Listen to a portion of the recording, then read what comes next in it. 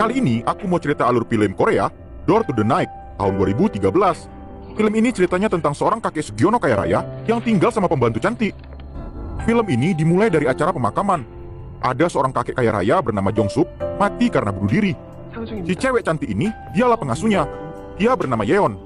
Di acara pemakaman itu, datang juga seorang reporter kepo. Dia bernama Yu Taewong. Dia pengen tahu, kok bisa pula kakek Sugiono mati bunuh diri. Dari omongannya, nampak kayak lagi nuduh. Apa jangan-jangan kematian itu ada hubungannya dengan si pengasuh? Ya namanya juga reporter, kepo aja bawaan. Udah kayak detektif dia. Di situ Taewong juga jumpa sama dokter yang ngurus kesehatan si kakek. Dokter ngasih tahu kalau kakek Sugiono divonis penyakit kanker usus dan umurnya paling nggak sekitar 6 bulan lagi lah. Makanya si dokter juga bingung, kok bisa pula si kakek mendadak mati bunuh diri.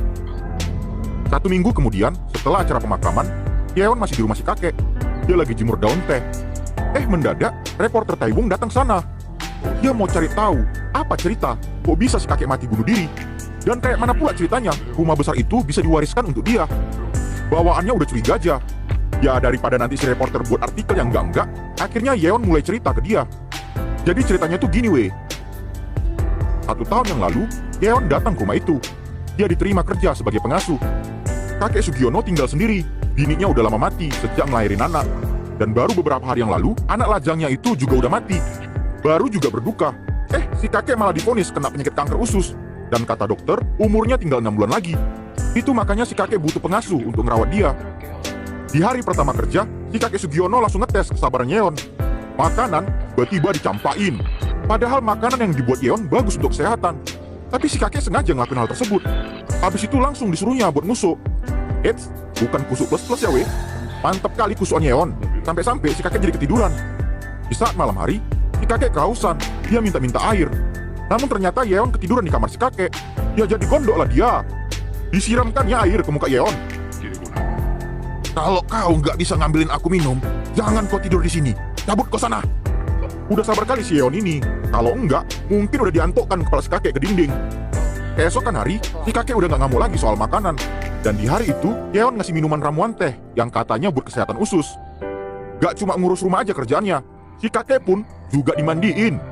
Wih, mantap kali ah. Awas, hati-hati. Nanti ada yang bangun kek. Di suatu malam, ada acara makan-makan di restoran. Biasalah, perkumpulan orang-orang kaya.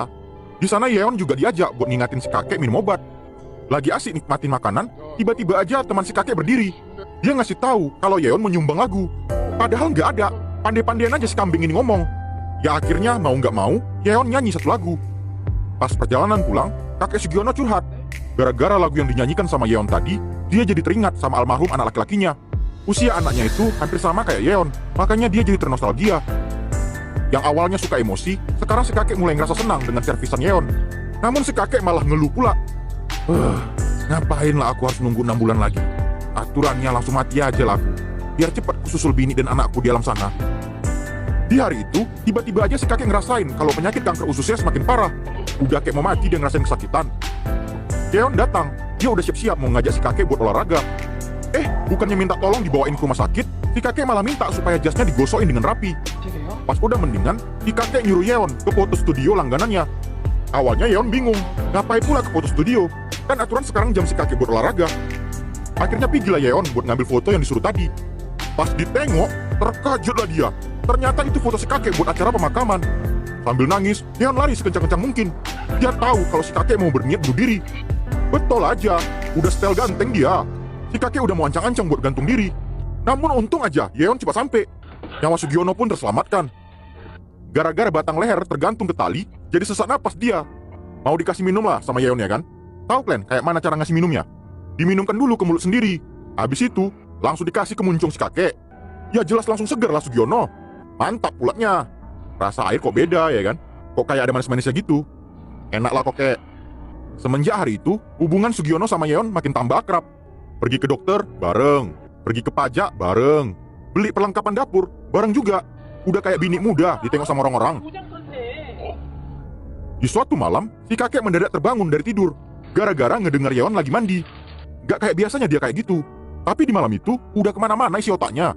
Sampai nelan ludah dia, gara-gara ngebayangin hal yang enak-enak. Besoknya, waktu lagi bersih-bersih foto, si kakek cerita tentang anak laki-lakinya yang mati akibat kecelakaan. si kakek nyesal karena nggak peduli dengan kemauan anaknya waktu itu. Kemudian pergi orang dua ke rumah sakit buat check up. Ternyata kan pertumbuhan sel kanker si kakek udah berhenti. Ada kemungkinan umur si kakek bertambah lebih lama lagi. Wih, jadi makin senang lah si kakek.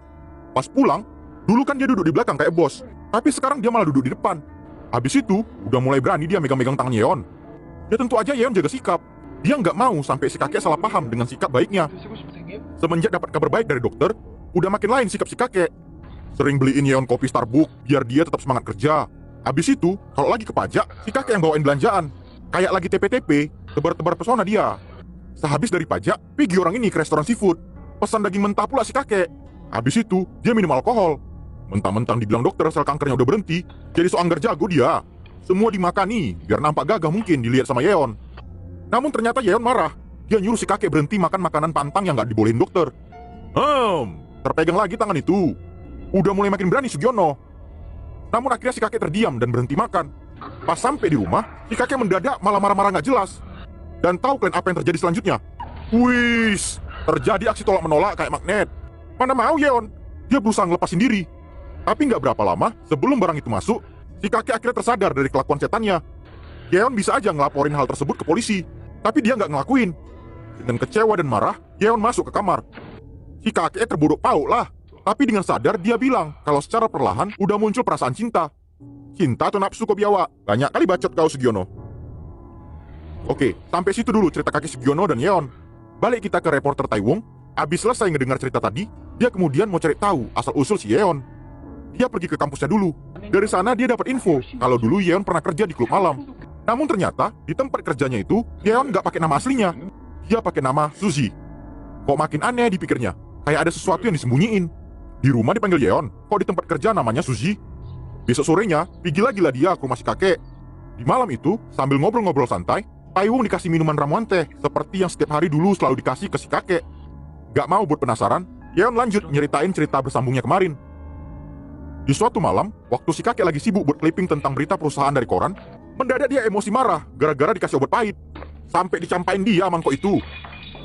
Pas Yeon lagi bersihin serpian kaca, melotot mata si kakek, nengokin badan moleknya.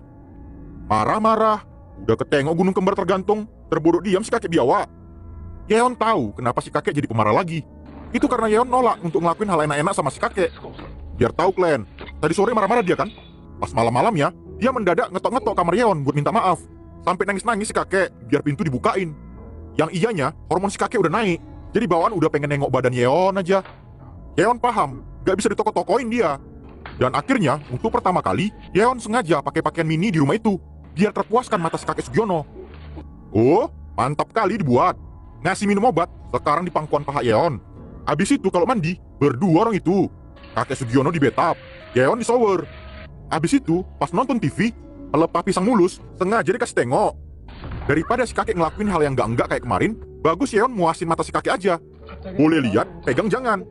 Yeon tetap ngelakuin tugas sebagai pengasuh, tapi sifatnya sekarang dingin, gak kayak dulu lagi. Yeon sampai nangis nyeritain kejadian waktu itu. Dia jadi teringat dengan almarhum pacarnya.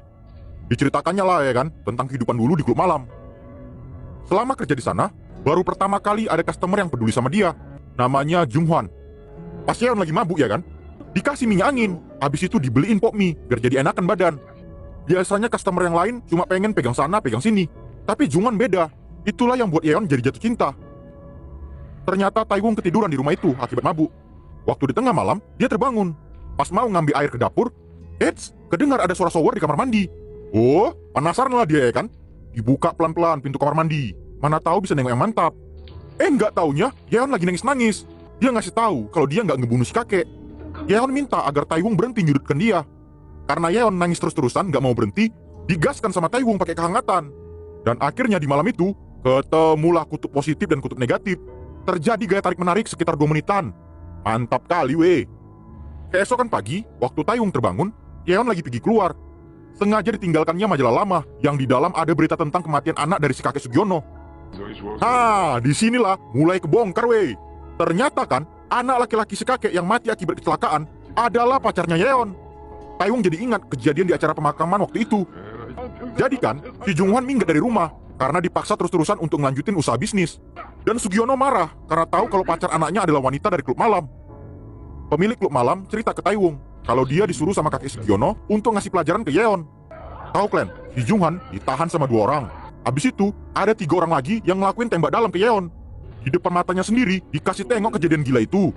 Junghan jadi stres, dia pergi ninggalin Yeon.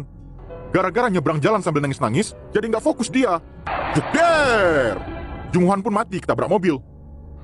Setelah ngedengar cerita dari pemilik klub malam, terpikirkan di otaknya, berarti Yeon sengaja kerja di tempat si kakek buat balas dendam.